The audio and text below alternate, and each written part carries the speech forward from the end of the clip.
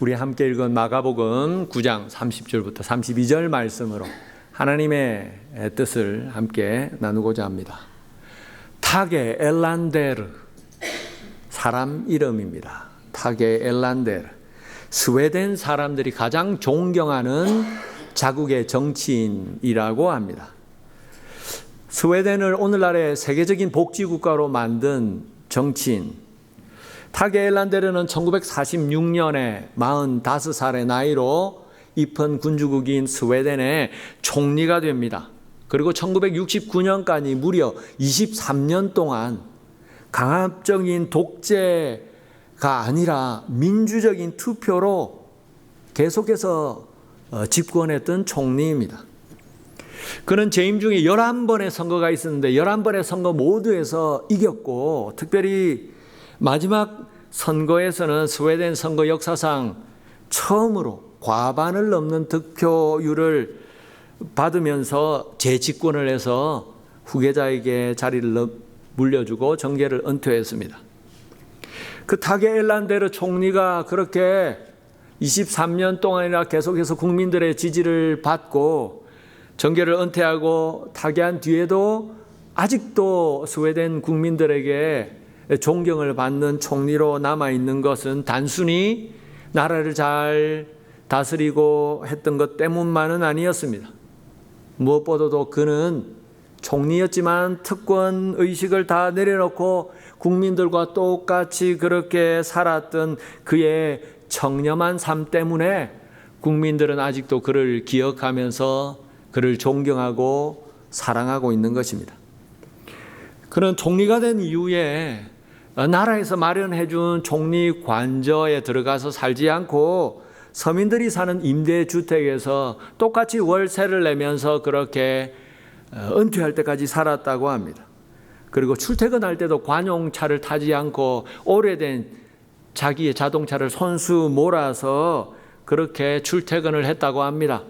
23년간 스웨덴 최고의 정치인으로 총리로서의 일들을 다 끝내고 사임을 하고 나니까 거처할 집이 없었는데 그 사실을 알고 국민들이 모두가 놀랐다고 합니다. 23년간이나 스웨덴의 정부 최고의 권력자의 자리에 앉아 있으면서 집 하나 마련하지 못했나?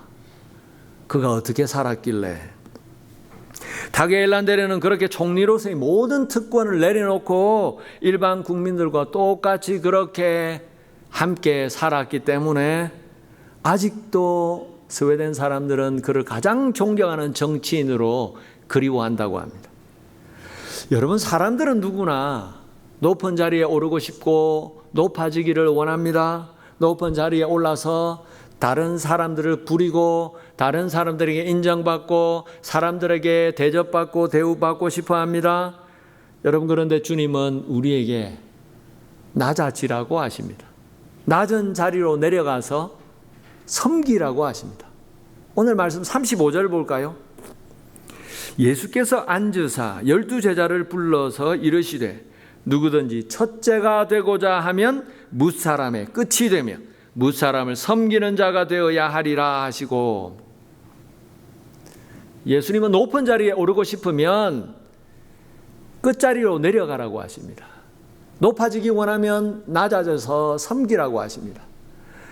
여러분, 왜 예수님은 왜 낮은 자리로 내려가서 섬기라고 하실까요?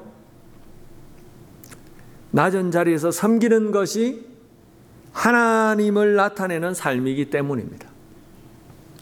오늘 성경에 보면 예수님은 다시 제자들을 데리고 가버나움으로 가셨습니다. 그런데 가버나움으로 가는 길에서 제자들이 서로 말다툼을 심하게 했습니다.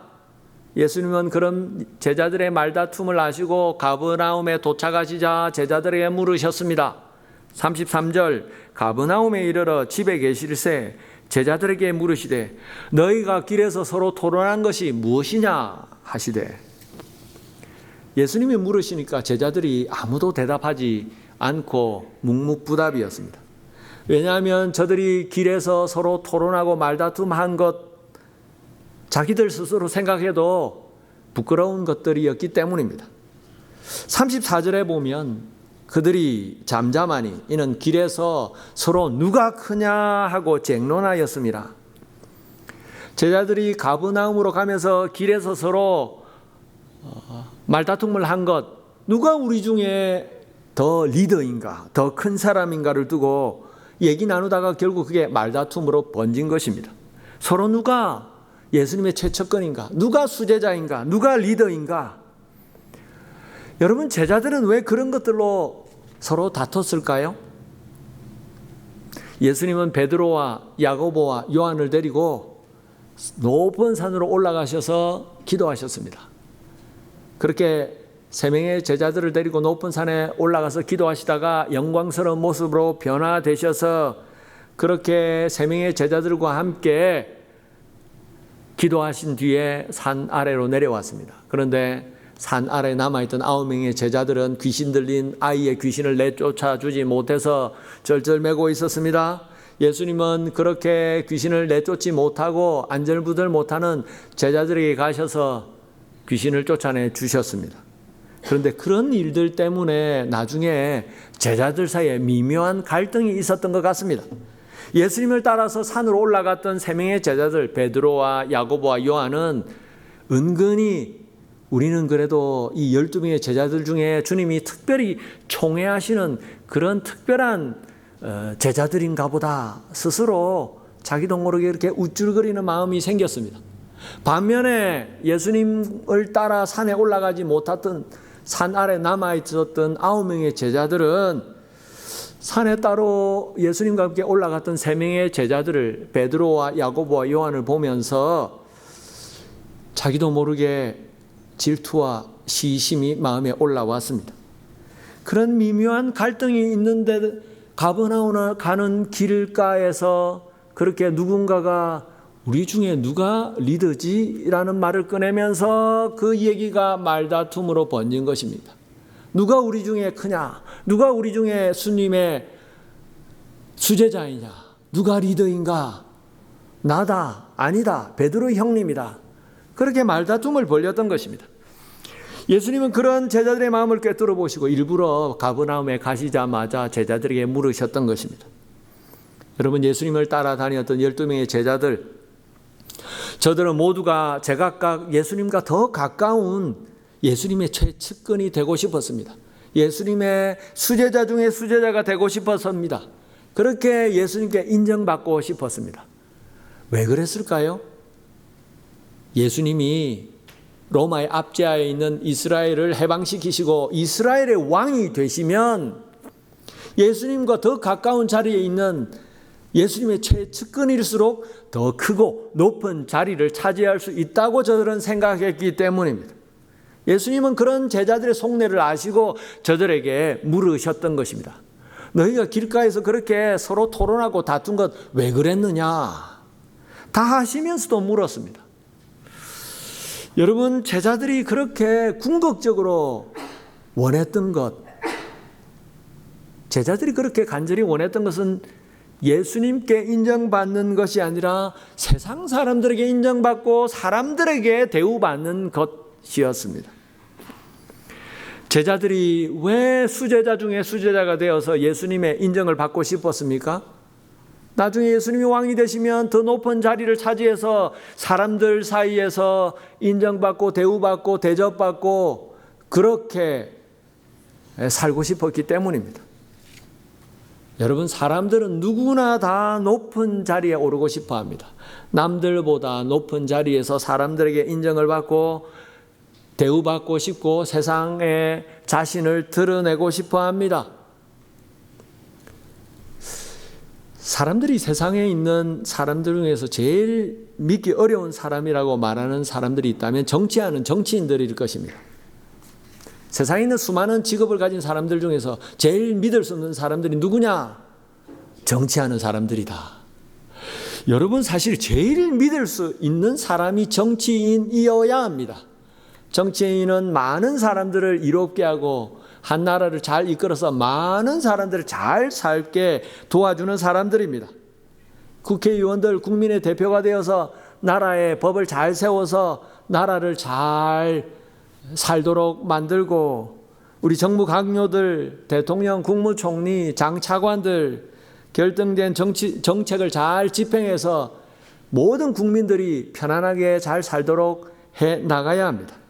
그래서 정치를 하는 사람들은 국민들에게 정말 신임을 얻고 신뢰를 얻어서 그 자리를 일해 나가야 하는 것입니다. 그런데 오히려 사람들에게는 정치인들이 제일 믿을 수 없는 사람들이라고 말하지 않아도 그렇게 욕을 먹습니다. 왜 그렇습니까?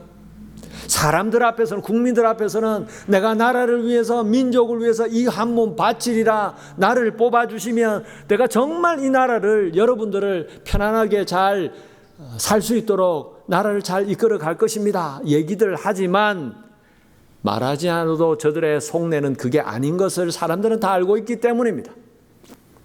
정치를 통해서 높은 자리에 올라서 자신을 드러내고 명예를 얻기 위해서 저들이 그렇게 한다는 것을 국민들은 다 알고 있기 때문입니다. 그래서 세상에서 믿을 수 없는 사람, 정치하는 사람이라고 생각합니다.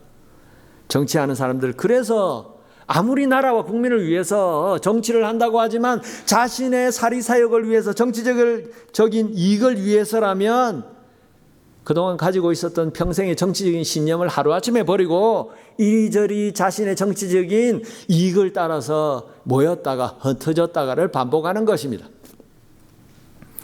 여러분, 자기 자신을 나타내고 싶고 드러내고 싶은 것은 인간의 타락한 본성 중의 본성입니다. 창세기에 보면 하나님의 말씀을 거역하고 선악과를 따먹었던 처음 사람 아담과 하와가 그랬습니다. 왜 저들은 하나님이 절대 따먹지 말라고 했던 선악을 알게 하는 나무를 따먹었을까요? 하나님처럼 되고 싶었기 때문입니다. 선악을 알게 하는 나무의 열매를 따먹으면 너희도 창조주 하나님처럼 될 수 있다는 사탄의 거짓말을 듣고는 유혹을 받아서 하나님처럼 되고 싶은 욕망에 사로잡혀서 그 선악을 알게 하는 열매를 따먹은 것입니다. 온 세상 만물을 통해서 영광 받으시는 그 하나님의 영광을 자기들도 받고 싶었던 것입니다. 온 세상 만물이 인정하는 그 하나님처럼 나도 인정받고 싶었기 때문입니다.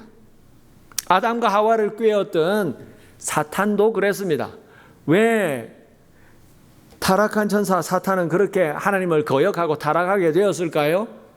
창조주 하나님이 받으시는 영광을 피조물인 자기들이 받고 싶었기 때문입니다. 나도 하나님처럼 모든 세상 가운데서 영광을 받으리라. 그래서 하나님을 거역하고 타락한 것입니다. 여러분, 타락한 우리 인간의 본성이 그런 마음입니다. 오늘 예수님을 따라 나서던 12 제자들의 마음도 그랬습니다. 예수님께 가장 욕을 먹었던 사람 중에 한 사람이 바리새인들이었습니다. 그 당시에 바리새인들, 서기관들은 정말 겉으로 볼 때에 신앙생활을 잘 하던 사람들이었습니다. 구약의 하나님의 말씀, 율법의 말씀을 따라서 한 말씀도 거역하지 않고 철저하게 지키고 신앙생활을 했던 사람들, 안식일을 철저하게 지키고 11조를 철저하게 잘 하나님 앞에 드렸던 사람들, 금식하고 기도 생활을 잘했던 사람들, 그래서 많은 사람들에게 존경을 받았던 사람들이 바리새인들이었고 서기관들이었습니다. 그런데 주님은 그런 바리새인들과 서기관들을 향해서 아주 신랄하게 욕을 하면서 꾸지람을 하셨습니다. 왜 그랬습니까? 바리새인들의 속마음을 주님은 다 알고 계셨기 때문입니다. 겉으로 볼 때는 바리새인들은 하나님의 말씀대로 신앙생활을 철저하게 하는 것처럼 보였지만 그 모든 신앙생활이 다 사람들에게 보여주기 위해서 하는 외식적이고 가식적인 것이었기 때문입니다. 여러분, 바리새인들은 사람들에게 칭찬을 받고 사람들에게 인정을 받고 사람들에게 대우받기 위해서 하나님의 말씀대로 신앙생활을 하고 철저하게 율법의 말씀을 지켰습니다. 하나님이 아니라 사람들에게서 인정받기 위해서, 그래서 사람들에게 보여주기 위해서 사람들이 보는 자리 앞에서 철저하게 신앙생활을 했습니다. 주님은 그런 저들의 속마음을 아시고 바리새인들을 향해서 신랄하게 책망하셨던 것입니다. 사람들이 아니라 하나님 앞에서 믿음으로 살아라 말씀하셨습니다. 여러분, 그런데 예수님을 따라다녔던 12 제자들도 사실은 그랬습니다. 제자들은 예수님을 하나님이 보내신 메시아로 믿었습니다. 그래서 모든 것을 다 내팽개치고 예수님을 따라다녔습니다. 하지만 저들의 속마음도 실상은 바리새인들과 다를 바 없는 마음이었습니다. 바리새인들이 사람들에게 인정받고 세상에서 사람들에게 대우받고 존경받고 싶어서 그렇게 외식적이지만 겉모양만 가식적으로 신앙생활을 했던 것처럼 제자들 역시 예수님을 따라다녔던 궁극적인 목적은 사람들에게 인정받는 자리에 앉고 싶었기 때문에 주님을 따라다녔던 것입니다. 여러분, 그런데 우리도 그럴 때가 있습니다. 우리는 예수님을 믿고 하나님의 자녀가 되고 구원을 받고 이 땅을 떠나는 날 천국에서 눈을 뜰 것을 확신합니다. 여러분, 그런데 그렇게 예수님을 믿고 믿음으로 이 땅을 살아간다고 신앙생활을 한다고 하지만 때때로 우리도 모르는 사이에 우리는 하나님이 아니라 사람들의 눈을 의식할 때가 있습니다. 사람들이 나를 어떻게 생각할까? 사람들에게 인정과 사람들에게 대우받는 것을 원할 때가 있는 것입니다. 그래서 교회에서 뭘 해도 편하게 하려고 합니다. 특별히 교회에서 하나님이 주시는 직분에 대해서 그렇게 생각할 때가 너무나도 많습니다. 직분, 하나님께서 하나님을 섬기라고, 교회를 섬기고 다른 사람들을 섬기라고 우리에게 각 사람마다 직분을 주셨습니다. 누구에게는 집사님의 직분을 주시고, 누구에게는 권사님의 직분을, 누구에게는 장로님의 직분을, 누구에게는 목사님의 직분을 주셔서 그 직분을 통해서 하나님이 주시는 그 일들을 감당하고 교회와 다른 성도들을 섬기라고 하셨습니다. 그런데 교회 안에 들어와 있는 믿는다고 하는 우리들 가운데 착각하는 경우가 많습니다. 주님이 주시는 교회에서 주시는 이 직분을 세상에서 받는 어떤 직책처럼 생각하는 경우가 너무나도 많은 것입니다. 세상에서 받는 직책처럼 교회에서 받는 직분, 이 직분도 그런 것이다 생각을 하기 때문에 교회에서 주님이 주시는 이 직분을 위아래로 따져서 생각할 때가 많습니다. 교회에서 받는 직분도 다 똑같지. 집사님 직분보다는 장로 직분이 더 위고, 그렇게 위아래를 따져서 생각합니다. 그래서 더 사람들이 생각할 때 더 위에 있는 높은 자리라고 생각하는 직분을 얻어서 봉사하려고 합니다. 그러다 보니까 교회 안에서도 직분 문제 때문에 서로 오해하고 서로 경쟁하고 직분 때문에 시험에 들고 낙심하고 그렇게 넘어집니다. 여러분, 주님은 왜 우리에게 직분을 주셨을까요?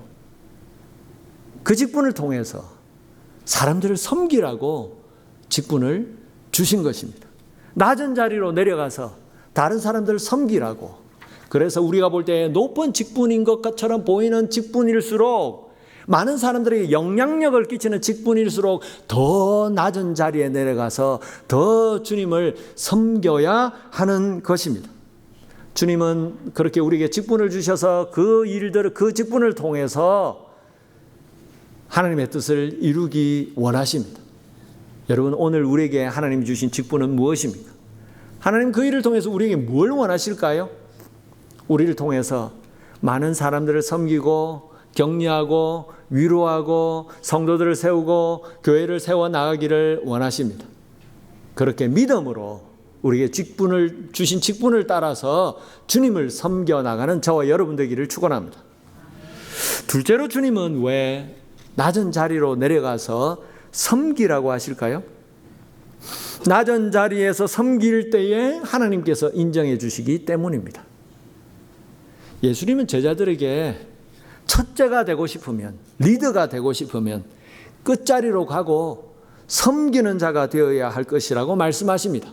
그리고 어린 아이를 불러다가 가운데 세우시고 교훈하십니다. 36절 37절 어린아이 하나를 데려다가 그들 가운데 세우시고 안으시며 제자들에게 이르시되 누구든지 내 이름으로 이런 어린아이 하나를 영접하면 곧 나를 영접하며 누구든지 나를 영접하면 나를 영접함이 아니요 나를 보내신 이를 영접함이니라.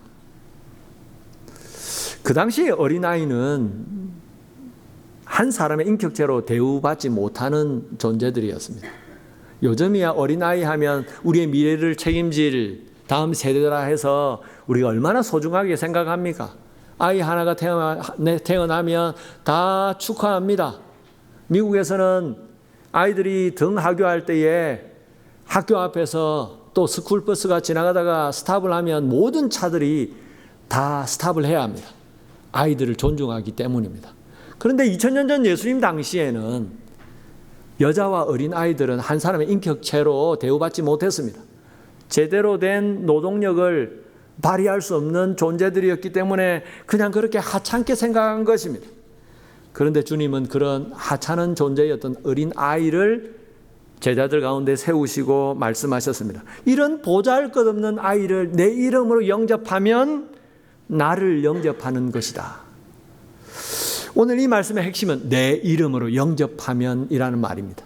내 이름으로 영접하면, 이런 보잘것없는 아이라도 예수님의 이름으로 영접하면, 예수님의 이름으로 받아들이고 그를 섬기면 그걸 주님이 보시고 기억하시고 인정해 주신다는 것입니다. 그 이 어린아이를 믿음으로 섬기면 결국 나를 섬긴 것이다. 내가 인정해 주겠다. 나를 섬긴 것은 곧 하나님을 섬긴 것이다. 그렇게 말씀하시는 것입니다. 여러분, 이 세상 수많은 사람들은 오늘도 열심히 자기에게 주어진 인생을 살아갑니다. 그 뭔가를 쫓아서. 저들이 쫓아 살아가는 그 뭔가는 무엇일까요? 이 세상에서 대우받고 이 세상에서 다른 사람들에게 인정받고 존경받고 그렇게 살아가는 것. 사람들은 세상 사람들에게 인정받고 존경받기 위해서 그렇게 학위도 하고 공부도 하고 돈도 벌고 합니다. 돈을 많이 벌어서 많은 사람들에게 부러움을 사고 그렇게 해서 삶의 성취감을 맛보고 자기 존재감을 느낍니다. 아, 내가 이렇게 열심히 살아서 이렇게 내가 이루었다. 내 인생은 가치 있는 인생이 되었다. 의미 있는 인생이구나. 여러분, 그렇게 세상 사람들이 생각하는 것처럼 이 땅에서 뭔가를 이루고 부자로 살고 사람들에게 인정을 받고 존경을 받으면 정말 가치 있고 의미 있는 인생이 되는 것입니까? 아무리 세상 사람들이 가치 있고 의미 있는 인생이라고 대우해주고 인정해주고 그렇게 존경해 줘도 하나님이 인정하시지 않으시면 그 인생은 다 헛된 것입니다. 이 땅에서 살면 이 땅으로 끝이 나기 때문입니다. 온 세상을 다스리시는 하나님께서 우리의 인생을 인정해 주시고 의미 있는 인생이라고 그렇게 말씀해 주시면 우리의 인생은 가장 가치 있고 의미 있는 인생이 되는 것입니다. 여러분, 하나님은 그래서 우리를 창조하신 목적을 따라서 낮은 자리에 내려가서 우리가 아니라 하나님의 살아계심과 하나님의 영광을 나타내라고 하십니다. 그렇게 하나님의 영광을 위해서 섬기고 봉사하라고 하십니다. 그럴 때에 하나님께서 우리를 인정해 주시고 우리의 인생을 가치 있는 인생을 살았다 말씀해 주시는 것입니다. 여러분, 오늘도 우리에게 주신 이 자리에서 우리가 주님의 이름으로 낮은 자리로 내려가 다른 사람들을 섬기며 살기를 원합니다. 그렇게 우리가 하나님을 섬기고 낮은 자리에서 하나님의 이름으로 주님의 이름으로 다른 사람을 섬길 때에 주님은 마지막 때에 우리에게 잘했다, 잘 살았다 칭찬해 주실 것입니다. 말씀을 맺겠습니다. 호랑이는 죽어서 가죽을 남기고 사람은 죽어서 이름을 남긴다고 합니다.